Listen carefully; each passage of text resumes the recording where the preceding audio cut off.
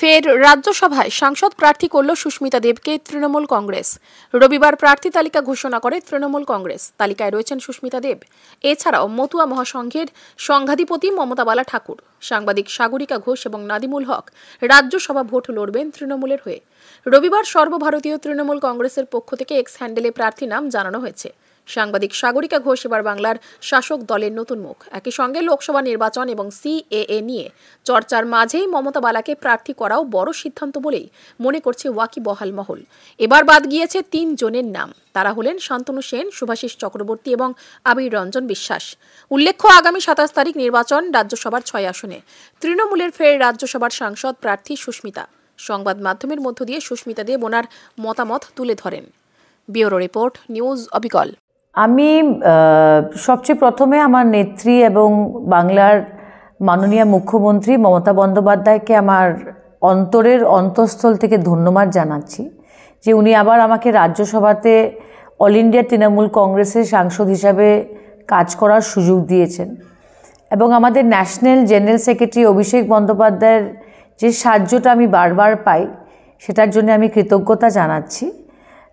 এবং বিশেষ ব্যাপারটা হলো যে আমরা দেখতে পেরেছি যে নর্থ ইস্টার্ন স্টেটসের কাউকে বাইরের থেকে রাজ্যসভা হয়তো দুবার কেউ পায়নি। এটা নতুন ইতিহাস। এটার জন্য আমি মমতাদিকে অভিনন্দন এবং ধন্যবাদ জানাচ্ছি। এটা শুধু আমাকে দেননি, কিন্তু সমস্ত নর্থ ইস্টকে একটা উনি ভালো মেসেজ দিয়েছেন। এছাড়া আপনারা দেখতে পেরেছেন যে কয়েক মাস আগে একটা উইমেন্স রিজার্ভেশন বিল পার্লামেন্টে এসছে, কিন্তু মহিলা সশক্তিকরণ এবং মহিলা এমপিদের জন্য রিজার্ভেশন কোন দিন লাগু হবে সেই বিলটা পড়লে পরে এটা বাস্তবায়ন হবে কিনা কেউ বলতে পারবে না। কিন্তু মমতাদি পশ্চিমবঙ্গের শ্রদ্ধা মুখ্যমন্ত্রী উইদাউট রিজার্ভেশন যেভাবে মহিলাদের পার্লামেন্টের ভিতরে এবং বিধানসভাতে সুযোগ করে দিচ্ছেন প্রতিনিধিত্ব করার জন্যে, এটা আমি মনে করি যে একটা নতুন ইতিহাস এবং শেখার মতো। এবারও 4টা সিট ছিল তৃণমূল কংগ্রেসের কাছে।